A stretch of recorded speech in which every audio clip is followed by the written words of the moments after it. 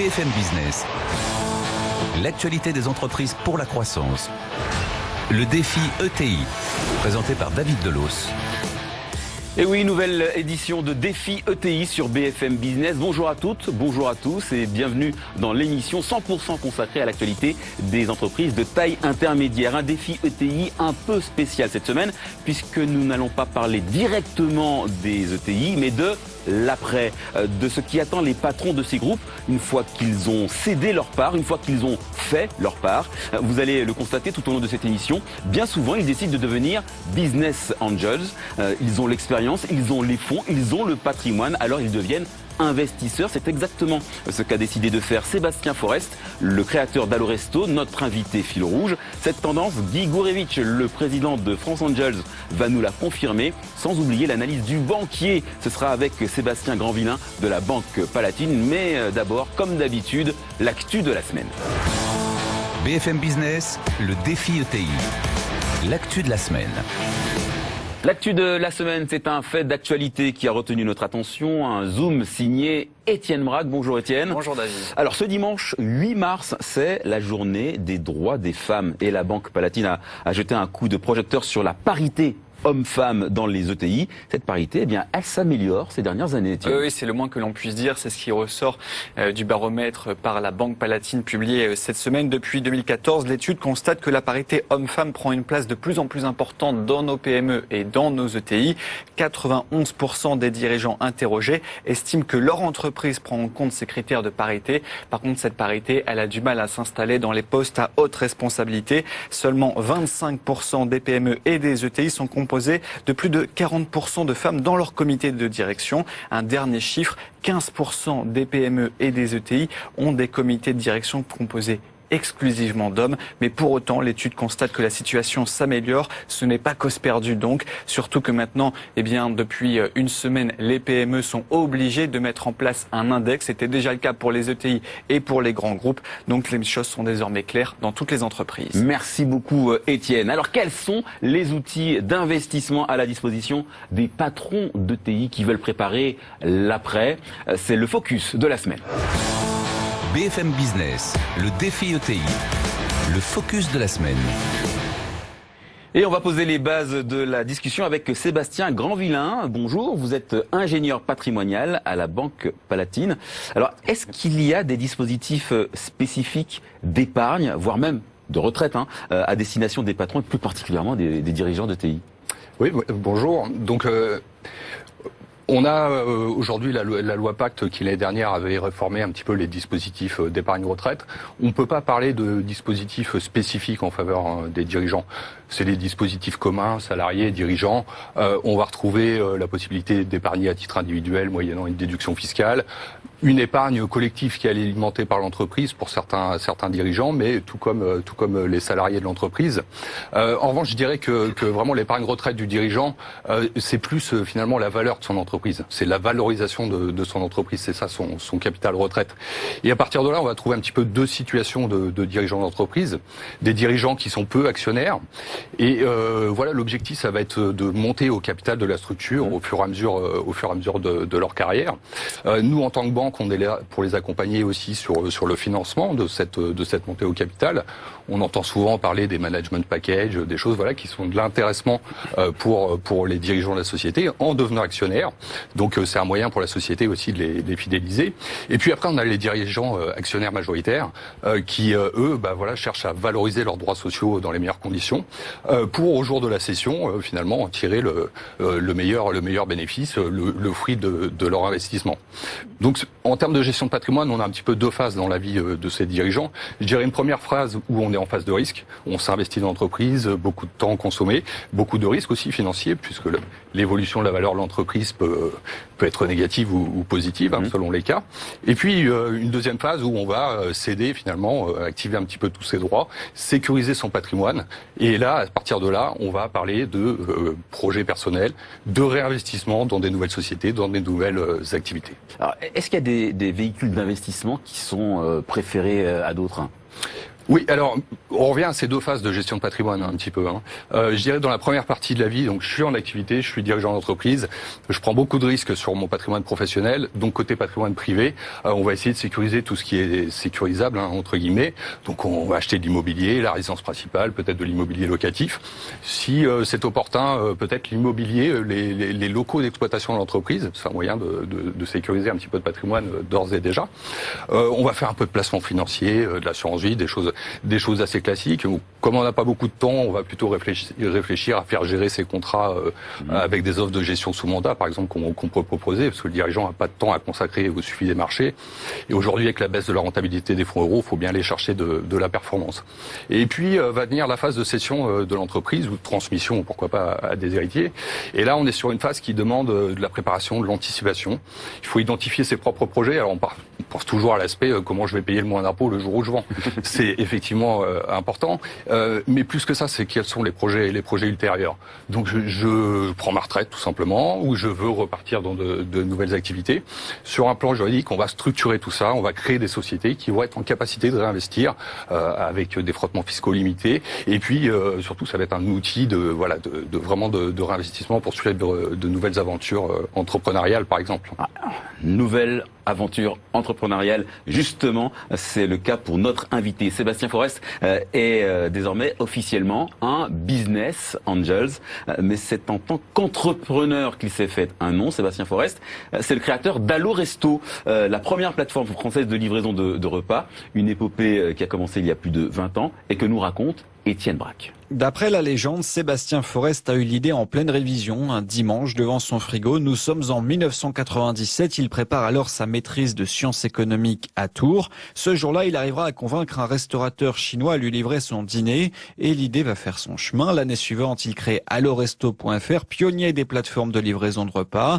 Coup d'essai, coup de maître. Né l'année suivante la Coupe du Monde de football, Allo Resto va alors connaître un succès fulgurant, un parcours fait de haut et de bas. En 2002, il frôle le dépôt de bilan, mais il parvient à redresser la situation.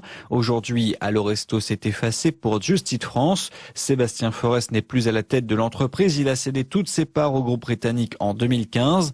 Mais après 17 ans dans le fauteuil de patron, le virus de l'entrepreneuriat ne l'a pas quitté. Aujourd'hui, il est business angel, une nouvelle vie, une nouvelle façon de vivre l'entreprise, l'occasion de transmettre son expérience et de faire fructifier son patrimoine. Bonjour Sébastien Forest. Bonjour David. Vous étiez un jeune un jeune quadragénaire quand vous avez décidé de quitter Allo Resto. Qu'est-ce qui a motivé cette décision à l'époque ? La décision de partir, de quitter la direction d'Allo Resto, déjà c'est que j'avais cédé le contrôle. J'avais cédé le contrôle à Just Eat, le numéro 1 mondial de cette activité. Et puis, comme ça a été rappelé, j'ai eu très vite le virus de l'entrepreneuriat, mais j'ai vécu des hauts, mais j'ai vécu aussi des bas. On est monté, j'ai assez rapidement levé des fonds auprès d'investisseurs, et puis j'ai subi de plein fouet l'explosion de la bulle Internet. Et ce qui m'a amené à être obligé de licencier 27 des 30 collaborateurs que nous étions au sein d'Allo Resto. Donc j'ai très vite su que ça pouvait être très positif, une expérience entrepreneuriale, mais qu'on pouvait aussi être obligé de mettre la clé sous la porte. Et à l'orée des 40 ans, effectivement, j'ai eu cette opportunité et je me suis dit on va pas se voiler la face. J'ai pris un très beau chèque. Voilà, c'était une occasion de vivre autre chose et d'autres expériences. J'étais papa aussi, avec des jeunes enfants, et je me suis dit tiens, c'est peut-être une chance extraordinaire que de pouvoir vivre une nouvelle vie, à la fois familiale et entrepreneuriale, mais sous une autre forme. Et aujourd'hui, vous êtes business angels, vous investissez, vous conseillez d'autres entrepreneurs. Pourquoi avoir décidé de garder le lien avec le monde de l'entrepreneuriat, alors que vous l'avez dit, vous avez touché un très joli chèque, vous auriez pu vivre sur vos acquis? Oui, mais alors je pense que quand on est entrepreneur un jour, on est entrepreneur toujours. Je sais fondamentalement que je vais recréer quelque chose un jour. Et j'avais pas envie totalement dans cet univers, notamment des nouvelles techno, qui est quand même mon univers d'origine et qui est un univers qui évolue très très vite. J'avais pas envie de couper complètement les ponts et de revenir dans 5 ans pour être complètement largué. Et j'ai trouvé que le fait d'être business angel et d'accompagner des projets allait me permettre de rester en contact avec ce qui se faisait, avec les tendances, tendances, avec les nouvelles orientations, les nouvelles appétences des consommateurs, rester en contact de tout ça, tout en accompagnant et en restant au cœur des entreprises, en étant peut-être un petit peu moins impliqué parce que je n'ai pas les rênes, mais tout en conservant donc ce contact qui va me permettre de rester au fait de ce qui se passe et de ce qui et de l'évolution des marchés en général. Et aujourd'hui, vous avez combien d'entreprises en portefeuille? Je mets des guillemets. Oui, vous avez raison de mettre des guillemets parce que c'est plus humain que ça en fait. Voilà, c'est ce que j'allais dire. Donc combien d'entreprises en portefeuille? Donc on va remettre les guillemets. Et combien est-ce que vous avez investi à chaque fois? Alors, à l'heure qu'il est, j'ai une douzaine d'entreprises que j'accompagne. Je précise que j'accompagne parce que je leur consacre à peu près une demi-journée par mois à chacune de ces entreprises. Donc, ce qui me limite quand même un petit peu dans le temps. Et pour répondre à votre deuxième question, combien est-ce que j'investis? C'est très aléatoire. Je pense que le ticket le plus faible, ça a été entre 15 et 20 000 euros, et le plus élevé, ça a été 250 000 euros à peu près, je pense. Guy Bourevitch, bonjour. Vous êtes le président de France Angels, la fédération des associations de Business Angels. Sébastien Forest, c'est le profil type du Business Angel aujourd'hui? Ça, ce n'est pas le profil type, mais ça commence à le devenir. Ça commence à le devenir, et c'est un point extrêmement important. La fédération des Business Angels, dont regroupe des clubs de Business Angels, une soixantaine en France, très bien répartis d'ailleurs sur le territoire. Il n'y a pas que la région Île-de-France, c'est très très bien réparti.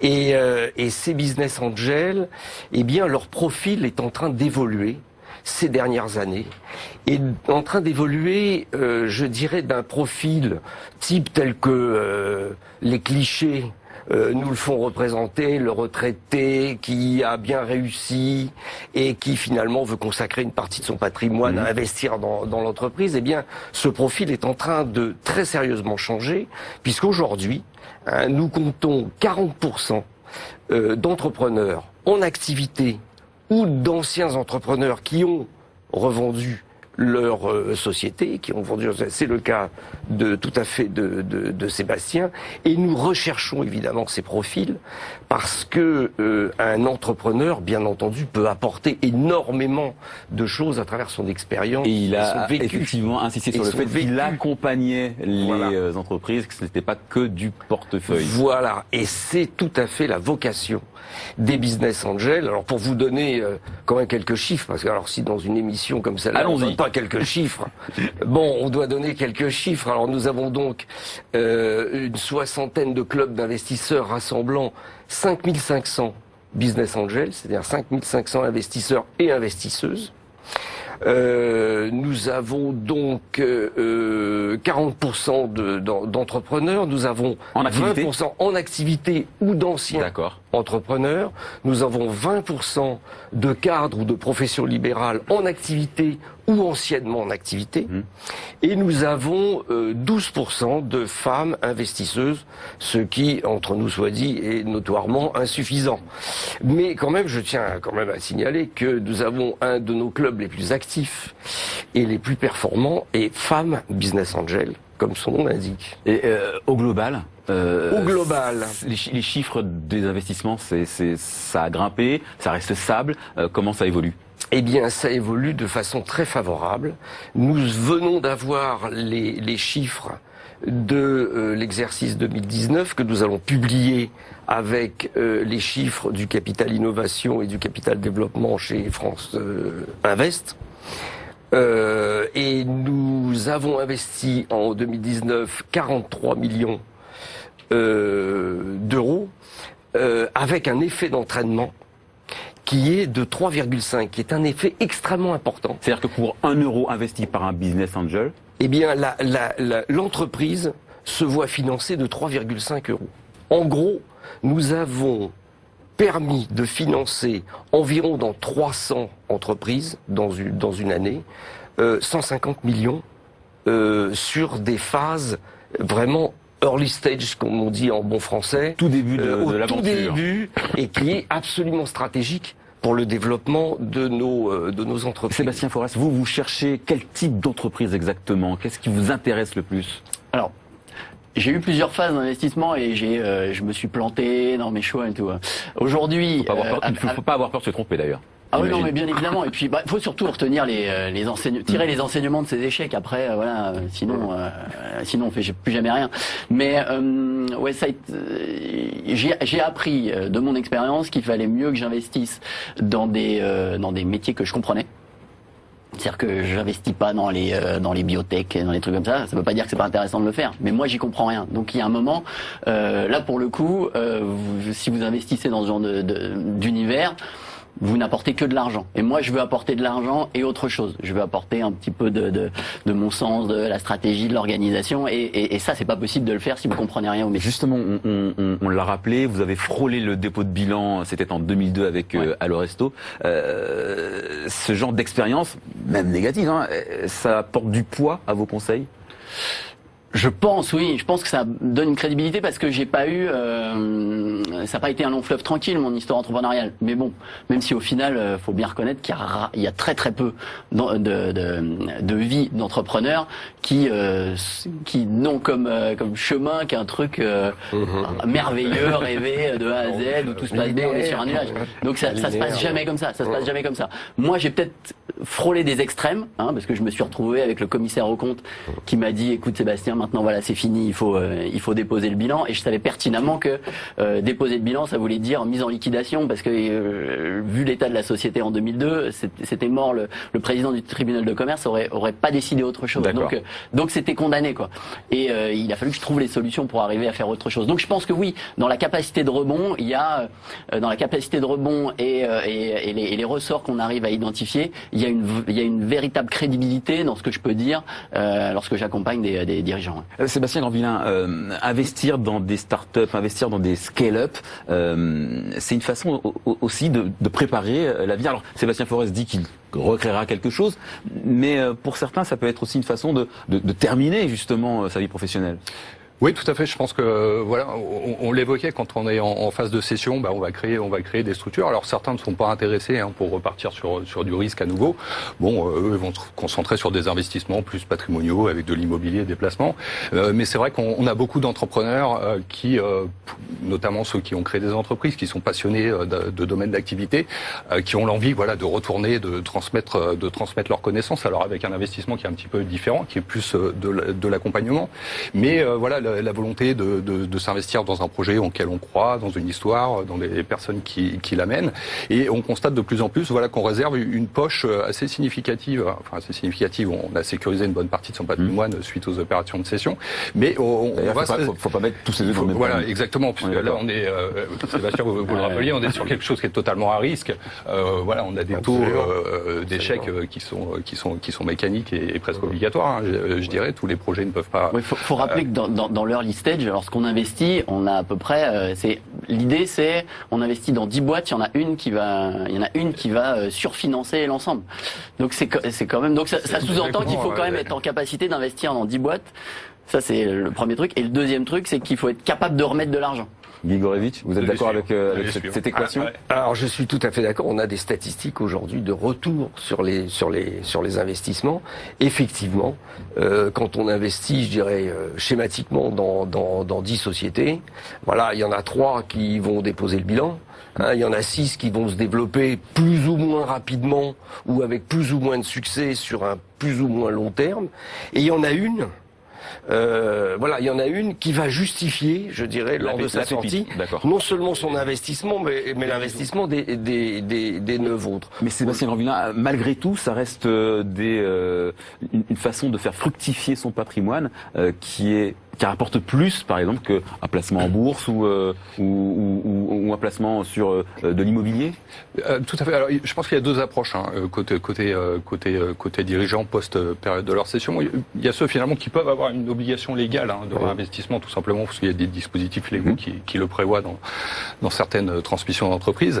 Et à ce moment-là, on va avoir des gens qui ont plus ou moins envie d'aller dans du capital risque et qui vont peut-être passer plus par l'intermédiaire de fonds parce qu'il n'y a pas une volonté de se réinvestir, d'accompagner. Donc ça, c'est une partie du marché.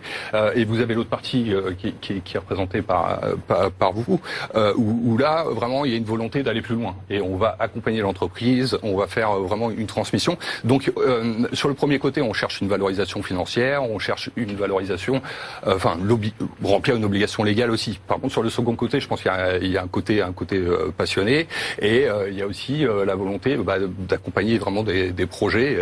Il n'y a pas que le côté financier. Alors, Grigorevitch, tout à l'heure, Sébastien Forest disait que il ne veut pas investir dans des projets auxquels il ne comprend rien.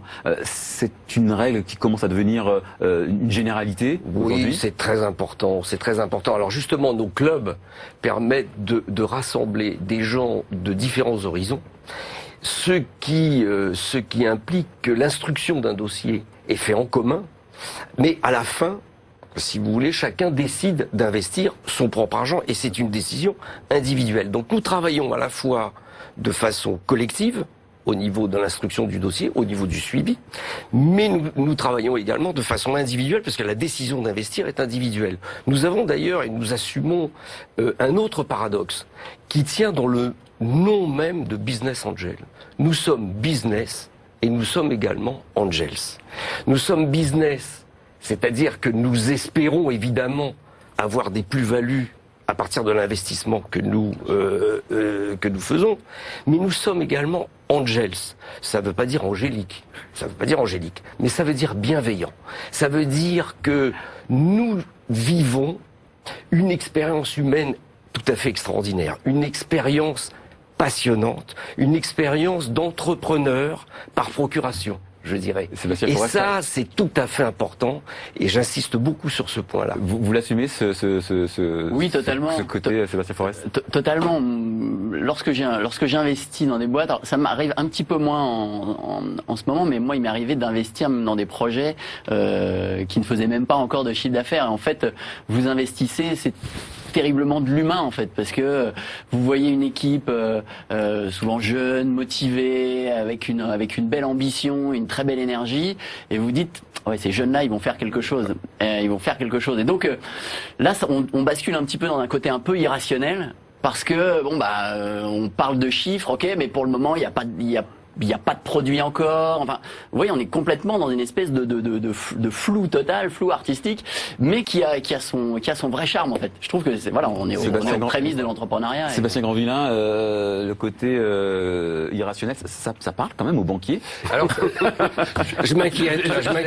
Je vais répondre très directement. Le côté irrationnel n'est pas quelque chose qu'on appréhende de manière, on va dire, de manière détendue. En revanche, c'est l'effet d'entraînement que vous évoquiez. Finalement, la présence d'investisseurs qui ont prouvé leurs compétences, leur réussite par ailleurs, est un élément déjà qui peut être rassurant aussi pour une banque par rapport au projet qui lui est présenté, savoir que d'autres personnes vont apporter leurs compétences, leur soutien en dehors même de l'aspect financier. Ça peut rassurer un établissement financier pour aller mettre de la dette sur la société elle-même, sur ses besoins d'exploitation. Donc il y a vraiment, en plus effectivement de l'histoire du projet, en tant que banque, on n'est pas forcément là pour valider ou invalider un projet. En revanche, il faut qu'on voit les perspectives de réussite, et l'accompagnement qui est fourni par vous-même est pour nous un plus sur un dossier. Après, il y aura une analyse. Il y a un point sur lequel je voudrais, dont on n'a pas parlé, sur lequel je voudrais beaucoup insister. D'abord, depuis que les Business Angels existent, nous avons quand même investi en tout 600 millions sur près de 4000 boîtes. Et nous sommes aujourd'hui présents encore dans environ 2500 sociétés, ce qui représente 25 000 emplois. 25 000 emplois. C'est de ça dont nous parlons. C'est ça l'enjeu dont on parle aujourd'hui. Et des emplois de très haute qualification, donc non délocalisables, et ça c'est très important. Merci Grigorevitch, merci Sébastien Grandvillain. Défi ETI, c'est bientôt fini, mais on ne se quitte pas avant le mot du patron, en l'occurrence avant le mot du Business Angel. BFM Business, le défi ETI, le mot du patron. Sébastien Forest, 1 minute, une carte blanche pour un conseil à ces dirigeants qui nous écoutent, qui nous regardent et qui ont envie de faire comme vous. Alors moi je vais à tous ces dirigeants, futurs entrepreneurs ou ces entrepreneurs naissants, je vais raconter une histoire en fait. Je vous emmène en Californie. En fin des années 90, c'est un jeune entrepreneur qui, bizarrement, s'intéresse à la restauration livrée. Il se dit mais c'est fou parce que je suis sur mon campus, je suis étudiant et je vois tous mes copains qui se font livrer des pizzas, mais ils commandent toujours par téléphone et c'est quand même pas pratique. Moi, je sais tous les bienfaits d'Internet. Je vais créer un site Internet qui va leur permettre de commander leur pizza. Vous voyez, pour le moment, on n'est pas très loin de l'idée d'aller au resto. Sauf que il va développer son site, il signe des partenariats avec des restaurateurs, mais les restaurateurs à cette époque-là, ils sont pas encore connectés à Internet et ils galèrent pour recevoir les commandes. Quand elles arrivent, ils sont pas devant leur fax. C'est un vrai problème. Et bon, finalement, la boîte ne décolle pas et cet entrepreneur, il va mettre la clé sous la porte. Bon, c'est une histoire assez commune et assez banale, malheureusement, d'entrepreneurs qui trouvent pas le succès. Sauf que là, c'est une belle histoire de rebond parce que cet entrepreneur, il s'appelle Sergey Brin et dans la foulée, il va créer Google. Je crois que le conseil est passé là. Je crois que le message est bien passé. Merci beaucoup, Sébastien Forest. Remerciements également encore à Guy Gorevitch, le président de France Angel, sans oublier Sébastien Grandvillain de la Banque Palatine. Défi ETI, c'est fini pour cette semaine. On se retrouve très vite sur l'antenne de BFM Business.